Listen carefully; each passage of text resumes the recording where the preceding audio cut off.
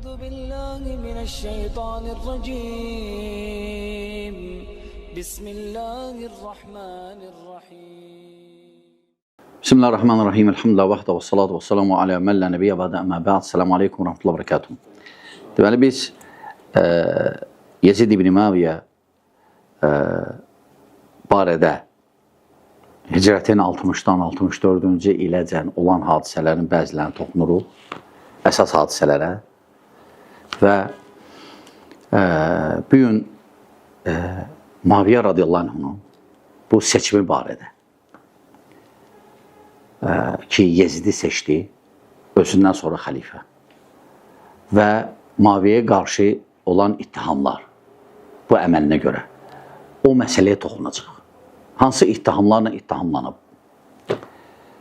Və o vaxt necə qeyd etdik, siyasi vəziyyət ölkədə əsas Şam əhlində idi, hökumət və şura Muaviyənin ətrafında əsasən Şamlılar idi və təbii ki, Şamlılar istəməzdi ki, hökm değişsin başqa bir yerə. Çünki hökm gəlmişdi artıq İraqdan Ali ibn Əbi Talib radiyallahu anh, sonra Həsən radiyallahu anh və istəmirdilər bu siyasət değişsin. Xilafət getsin başqa yerə, adi hətta xilafət getsin başqa yerə, o ki qaldı şəxs. Həmçinin Muaviyyə radiyallahu anh xilafəti götürəndə hamı bilir ki, vəziyyət necə idi?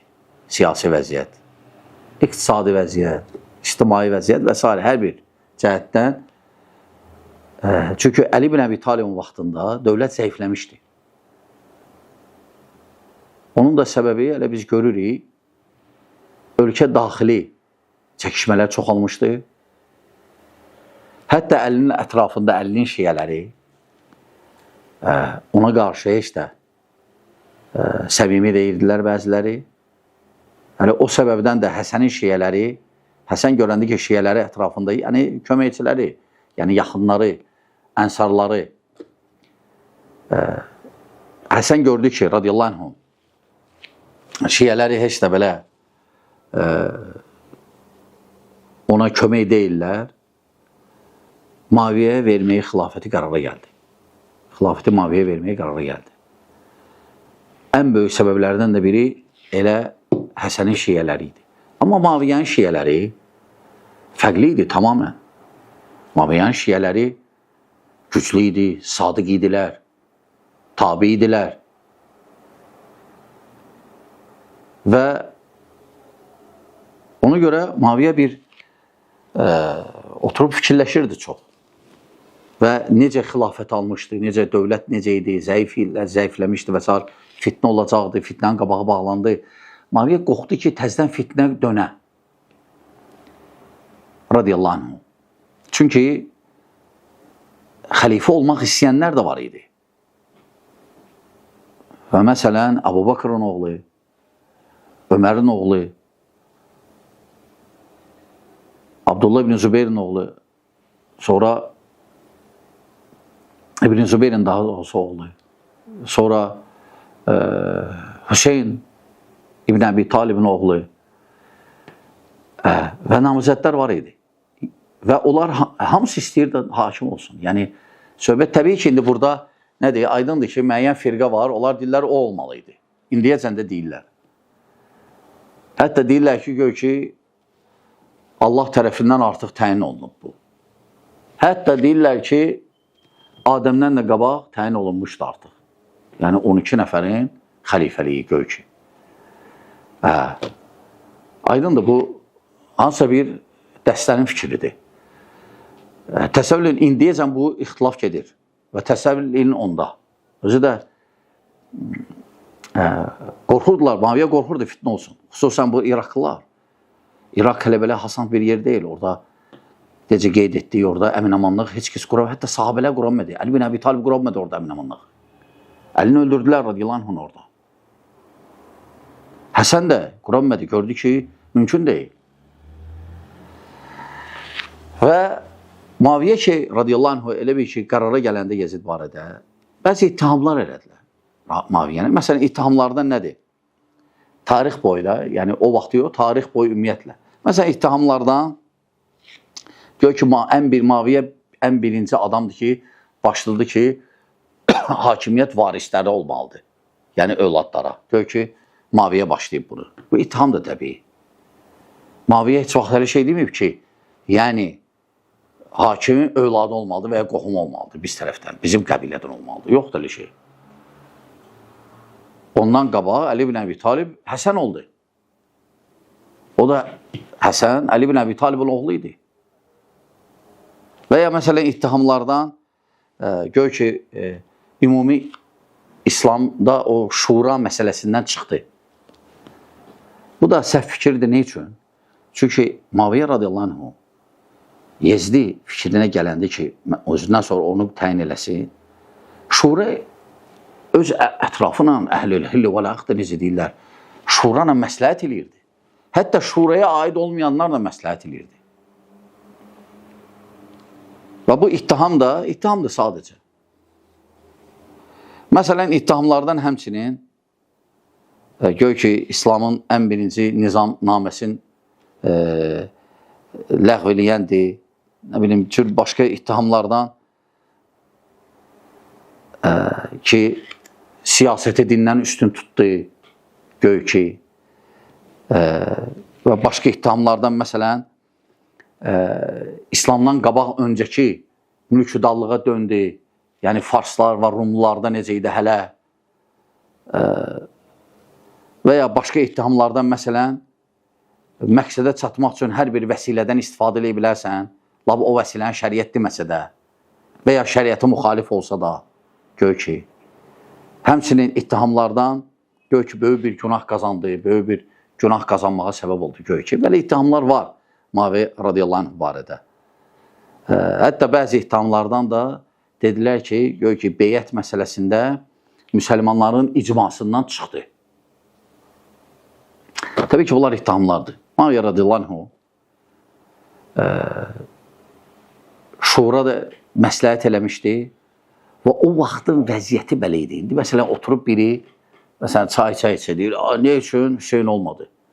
Və ya o birisi deyəcək, Hüseyin olsaydı gör ki, hamı razılaşacaqdı, yox. Və ya məsələn, İbn Ömər olmadı. Biri deyəcək, ne üçün İbn Ömər olmadı? Biri deyəcək, ne üçün İbn Zübeyir olmadı? İndi Abu Bakr, Abdurrahman, Abu Bakrın oğlu o vaxtacan dünyasını dəyişmişdi. Qalsaydı, bir dəstə deyəcək, ne üçün Abu Bakr oğlu olmadı? Yəni, yekdil, onlarda da yekdil namizəd yox idi.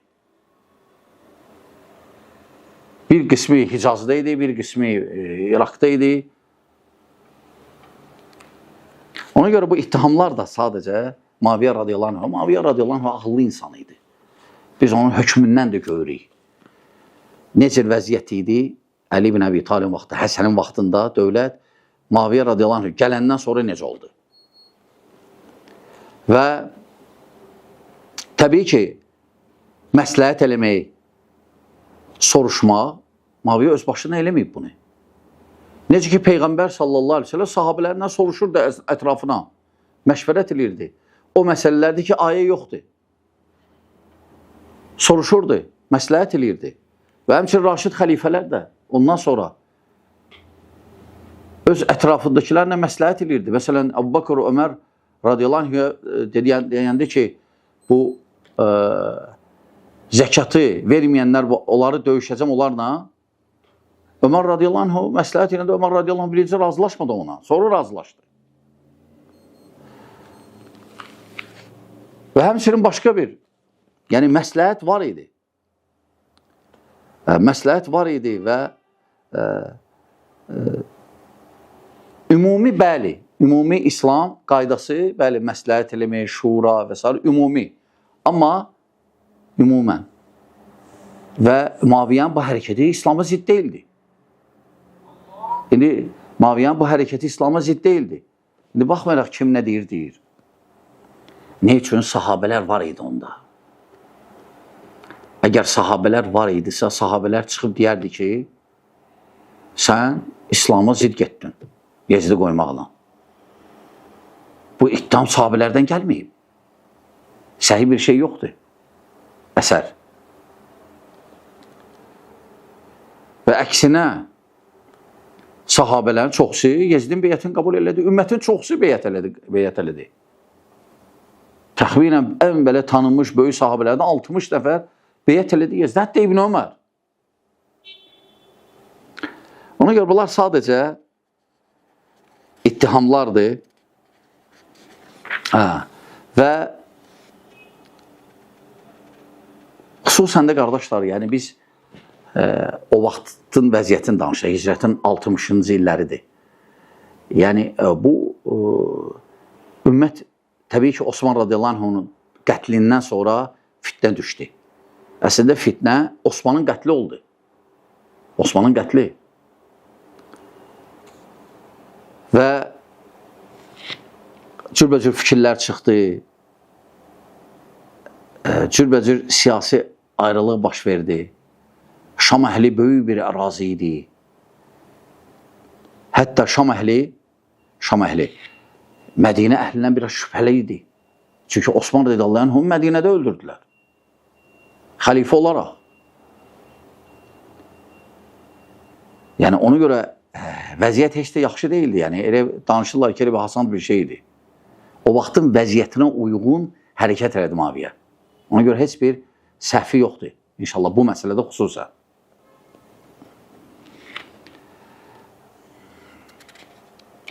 Və həmçinin sahabələrdən də biz fikir veririk. Hətta Raşid xəlifələrdən.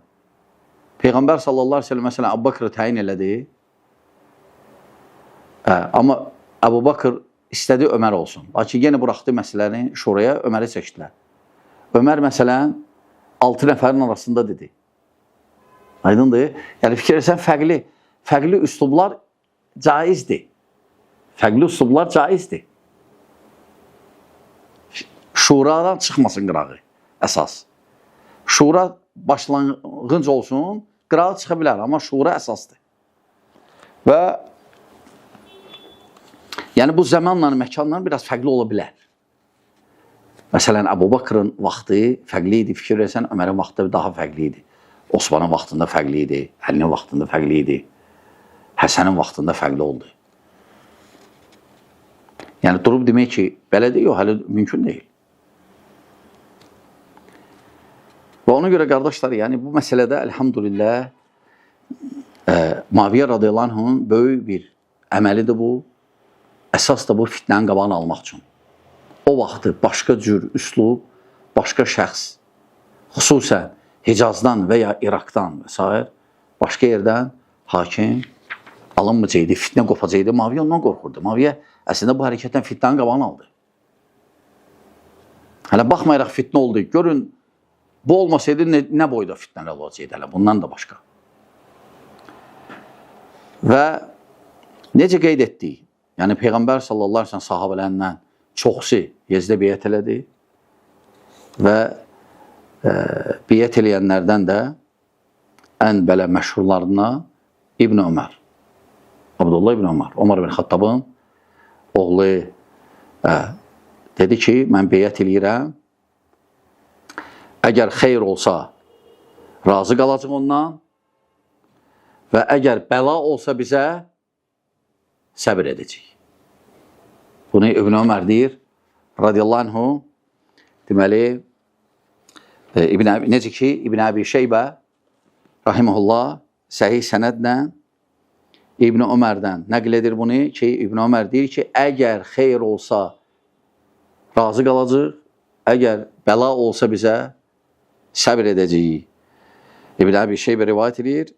Bunun əsəri İbn Ömərdən, səhih sənəddən, həmçinin İbn Sa'd və İbn Əbi Xeythəmə Tarix-ül Kəbir risaləsində və s. Və ona görə Muaviyə radiyallahu anh'a ittihamlar hamısı mənasızdır, əsası yoxdur. Düzgün addım atıb, o vaxtın məsləhətinə görə və şura deyilib, məsləhət deyilib, hətta şuranın xaricində olan adamlarla da. Və Yezid seçiləndən sonra sadəcə əsas 2 nəfər etiraz eləyir, etirazda qalır. Onlardan biri İbn Zübeyrdir və ikincisi Hüseyin. radiyallahu anhuma. İnşallah gələn məclisimizdə Hüseyn radiyallahu anhu barədə, onun etirazları barədə danışacaq Yezidə qarşı. Allah daha düzün bilir. Allah bizə eşrif aydınlardan etsin. Vəssalamu aleykum və rəhmətullahi və bərəkatuhu.